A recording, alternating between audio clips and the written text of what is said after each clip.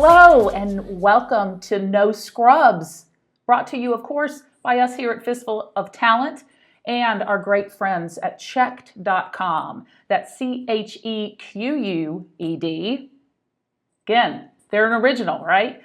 I'm Dawn Burke. I am a contributor at Fistful of Talent, and I'm also the VP of People for Daxco. We're a Birmingham-based software and tech company here in beautiful Birmingham, Alabama. So let's get down to it. I cannot wait to introduce you to our guest today. It's Pete Radloff, and I have to tell you, Pete, this is the first time that I've had the great pleasure of really meeting you and speaking with you. Your reputation precedes you. Welcome, welcome, welcome. Thanks. I'm really glad to be here. And yeah, we've run a lot in the same circles, and it's nice to finally sit down face to face. Well, here's why this is so cool that Pete's our guest. The post I wrote this month, rather a few weeks ago, for checked.com, it's a sponsored post by Checked. It's all about recruiting basics. We're getting back to the basics. And Pete, just so you know, in my role as VP, I certainly do some recruiting, but not as much as I used to as a recruiter. So lately I've gotten enmeshed back in some executive recruiting, and so a whole lot of basics just popped back into my face. And you know what? Sometimes I think it's really good, no matter what level recruiter you are, to kind of bring it back to the basics. So before we get on into this topic, tell the folks about you. They need to know all about you. Yeah, so I've been doing recruiting since 2000. I decided I probably needed something new with the change of the millennium. Started out on the agency side, moved over to the corporate side about 3 years after I started, and I've stayed there ever since. I've worked at some great companies. I'm on my second go-round at comScore right now, which is a digital marketing analytics firm. I did some time at Living Social and also at NPR with Laura Schmidt, which was, of course, as you can imagine, a great experience. I'm sure. Yeah, so also, good run. You got to tell the folks about the recruiting event conference you do in DC as well. Yeah, so Recruit DC has been around for about 6 years now or so. I'm sorry, about 10 years or so now. I'm losing my, I'm not very good at math. Right. We put on an event every fall and every spring. Fall's usually a half day, spring's a full day event. We've been able to bring in some great people over the years. Chris Dunn's on the list, John Sumser's been with us, Jerry Crispin. And I think it's a great community event to be able to help get recruiters new information, learn from some of the great people around the country, and at a price point that's not going to cost them $5,000 out of their budget to go to.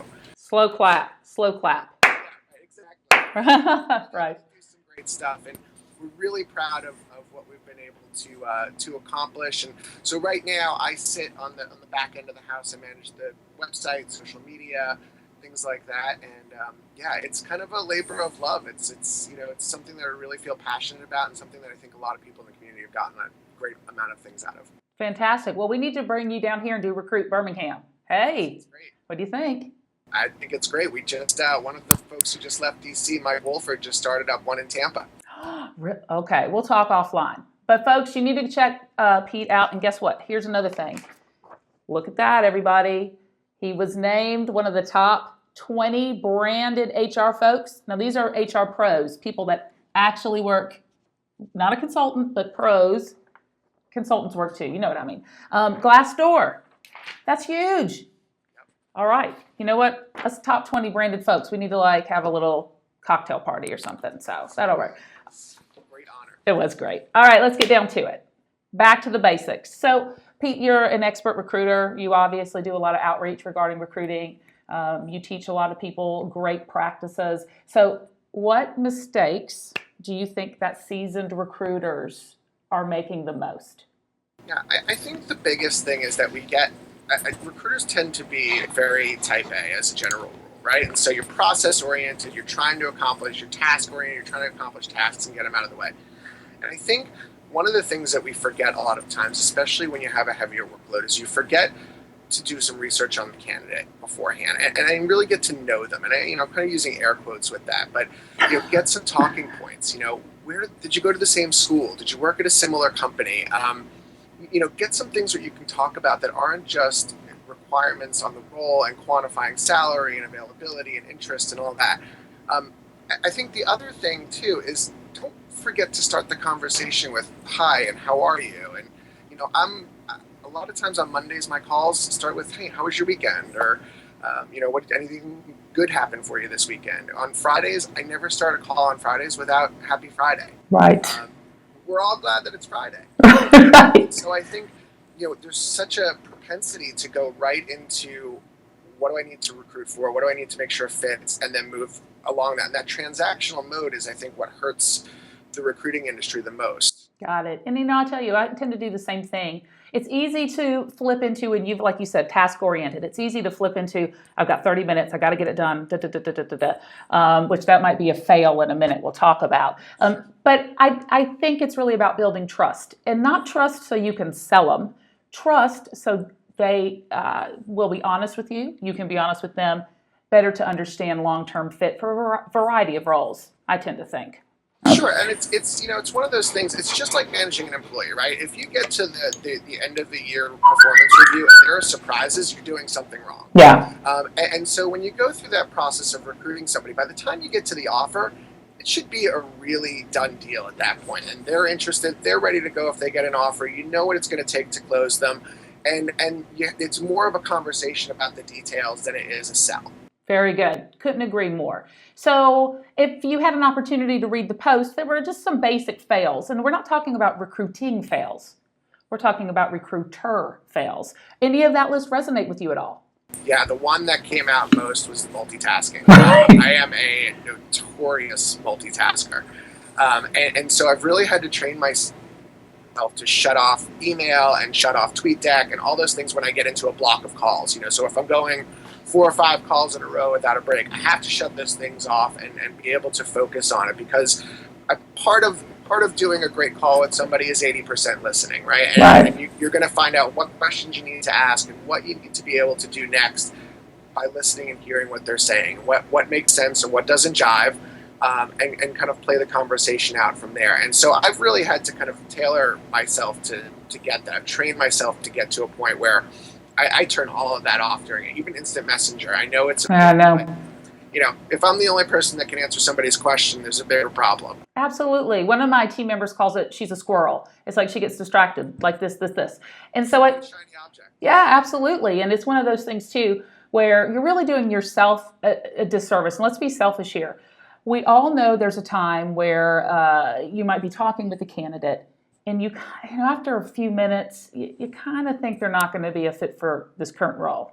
But man, if you continue to listen, A, you might be surprised that they are, but B, they might be a great match for another role. So again, that's listen, turn your stuff off, don't be a squirrel. Hard to do. You might have a colleague who's looking for something. I mean, we're recruiters. We are always asking if anybody knows somebody for something. And if you talk to somebody and they're not a fit for you, 2 days later, you might realize, oh, hey, they're a really good fit for Dawn. Let me send this over to her and kind of pay it forward from there. Absolutely. It takes a village, for sure. Yes, for sure. So any other, outside of the ones that were listed on the post, any other fails that you think really we need to talk about? Yeah, I'm really glad you asked that. Yeah. So the biggest one for me is we need to stop calling ourselves ninjas and rock stars and gurus. Like, just stop. Like, we're recruiters, we're professionals, we're HR folks. We don't wear black belts and hats and all the. Maybe we wear hats. I don't know. Right. The titling needs to stop. I think it's just gotten out of control, and we need to go back to just being ourselves. But do you think it dumbs it down? Do you think it gives us less credibility? Yeah, I think it does. I think particularly my world is, really probably about 90% engineering. If I put that out there, nobody's talking to me. Okay, got it. I just feel like that's it. It's a little corny, and I think it served its purpose for a couple of years, but I think we're past that. All right. I think the other thing too is we need to get past sending mass emails. We have the ability to personalize right now. Candidates can tell immediately when it's a mass email. A lot of times the font's off or something silly that can be avoided, that you're missing out on a connection because you didn't take the time to just put something in there, their name, the company they work at, what you saw on their Stack Overflow page, or something like that. And I think that's the one thing. It's such a core basic thing that people overlook because they're in a hurry to get to the finish line. And we all know you're never going to get to 0 requisitions. It's never going to happen. Never. You know what? I have never really heard that before. I think that is hugely, that's so brilliant in its simplicity. Hey, it's job security, folks. And also, it's unrealistic to think there will never be 0 requisitions. So I think that's important to know, for sure. All right, let's talk quickly about burnout. Do you think recruiters go through burnout? Do you think that, let's just stop there. What do you think about recruiter burnout? Does it play into the fails? Yeah, it definitely does. I think, again, when you start to get to the mindset of getting to 0, you realize how much your stress level goes down, and you just kind of manage what you can day to day. And part of that's setting up expectations with managers and candidates. And I think when you can do that, you do yourself a great service. I think part of what causes the burnout is too many requisitions, too many jobs you have to fill. You have to be able to balance out the load. And an over-reliance on metrics, I think, sometimes. I tend to think, and a lot of people will definitely disagree with this, I think time to fill is a garbage metric. There's too many factors involved there. And if you think about, if it takes you 32 days to fill something, right? Oh, that's more than 30, it's too much. What if that's the candidate that changes your business forever? Nobody's ever going to ask how many days it took to fill that. Right. And I think, it's focusing on quality of those interviews and the recruitment of those candidates. And that's really where you get to the sweet spot. And I think if you can do that, nobody's going to care about the metric of how long it took to fill. Right. So here's an extra bonus going off script a little bit here, Pete, but you have a metric you like, or just do you like, who cares about metrics? Forget it. No, you can't discard metrics totally. I think that they definitely play a role, but I think being able to look at certain things around sources and how much focus on the metrics around sources and really where you're getting the quality referrals, or there are departments where you get more referrals than other, and how do you harness that? How do you then make those employees aware that what they're doing is making an impact? Because that's going to give them kudos and really kind of charge them forward and doing more for you. Oh my gosh, that's great. All right, last question. Why do you love recruiting after all these years? Why do you love recruiters? I think if you're passionate about it, it's more than a job. And my wife was joking the other day, because I'm sometimes not great about turning the email off, and she's like, I'm really glad you have a job where it's your passion too. And, yeah. I think it's important. It kind of becomes part of who you are and your identity, and certainly it's not the whole you, but it does become a part of who you are. And it's being a recruiter is somewhat like being a good surgeon. You have to have a little bit of an ego about it. You have to know the impact that you make, but you also have to be precise, and you have to be kind of critical of your own performance. Love it. All right. Well, I have to tell you, Pete, I have loved this conversation so much. Would you be willing to come back and let's have a part 2? Absolutely. Oh my God, that's great. That's great. All right, folks. Thank you. Thank you so much again, Pete. This has been wonderful to talk.